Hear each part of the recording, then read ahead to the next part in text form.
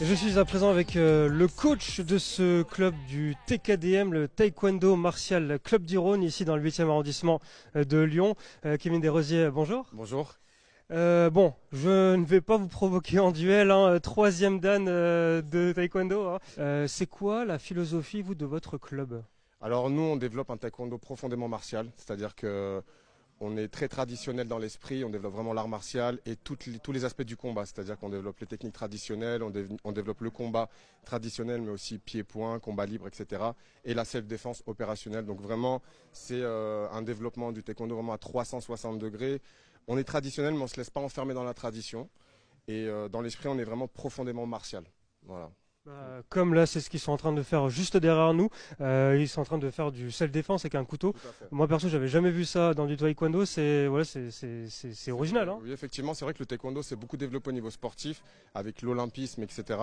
Et au fil des années, cet aspect traditionnel, self-défense, vraiment avec cette recherche d'efficacité martiale, malheureusement, c'est un peu perdu.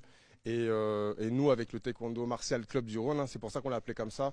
Notre volonté, c'est vraiment de le redévelopper et aussi de le redévelopper aussi dans l'air du temps en amenant vraiment des techniques modernes et voilà, pas se laisser enfermer par la tradition. Le taekwondo, vous l'avez évoqué justement, sport olympique depuis l'an 2000 au JO de Sydney. Justement, cette année, les JO de Paris 2024. Est-ce que vous sentez un engouement Jeux olympiques, un engouement pour le taekwondo, pour votre discipline? Un sport qui n'est pas forcément le plus connu dans les sports de combat, mais est-ce que vous le ressentez? Est-ce qu'il y a déjà un effet JO? Est-ce que ça a propulsé la discipline? Oui, je pense que les JO, de toute façon, ont amené beaucoup d'adhérents vers le taekwondo. Les JO ont fait beaucoup pour populariser la pratique du taekwondo. Donc oui, effectivement, à chaque approche des JO, il y a toujours un engouement pour le taekwondo. Les gens viennent essayer, viennent voir un petit peu ce que c'est, etc. Et c'est vrai qu'au JO, on développe vraiment l'aspect combat qui, depuis quelques années, est devenu très particulier, très ludique aussi, puisqu'on frappe sur des plastrons électroniques. Donc c'est vraiment très différent de ce qui se faisait avant, il y a 20 ou 30 ans, où le combat était, je dirais, d'un certain côté plus traditionnel, où il fallait vraiment frapper pour marquer des points. Maintenant, on va vraiment, c'est plus tactique, c'est très fin, et du coup, ça attire aussi beaucoup de jeunes, etc., parce qu'il y a un aspect ludique à travers ce développement du taekwondo. Donc je pense que, oui, ça va, encore une fois, avec les JO de Paris, ça va amener encore beaucoup de gens vers cette pratique. Ouais. Donc avec Kevin Desrosiers, le coach de ce club de taekwondo dans le 8e arrondissement de Lyon. Le coach est le seul coach pour le moment de ce club. Par contre, c'est amené à se développer. Vous allez grandir en tant que club. Vous allez avoir plus de coachs. Racontez-nous.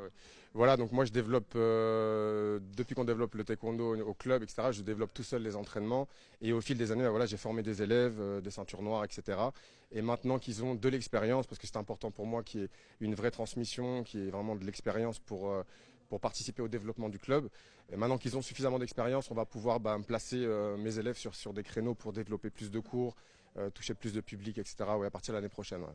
Parce qu'il y a une véritable demande en tant que... Aujourd'hui, vous avez combien de licenciés? Et j'imagine que si vous développez plus de créneaux, c'est parce qu'il y a une véritable demande. Oui, effectivement, on a beaucoup de demandes, notamment sur la self-défense, sur le combat. Donc c'est intéressant pour nous de pouvoir proposer des cours spécifiques pour ça, pour la préparation à la compétition et aussi pour la self-défense.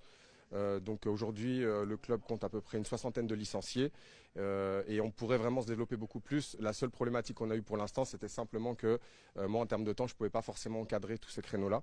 Et on va répondre à cette problématique-là à partir de la rentrée et proposer des cours variés vraiment pour que tout le monde puisse s'y retrouver. Ouais.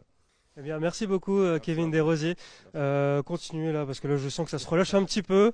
Allez, on travaille, on bouge. Ouais, ils vont me maudire. Hein. Bon, Lyon Sport Club, votre magazine sur BFM Lyon, c'est terminé. Moi, je vais continuer l'entraînement avec eux. Ah oui, il y en a aussi pour tout le monde. On se retrouve la semaine prochaine pour découvrir un nouveau club dans le bassin lyonnais. Et puis d'ici là, entraînez-vous bien.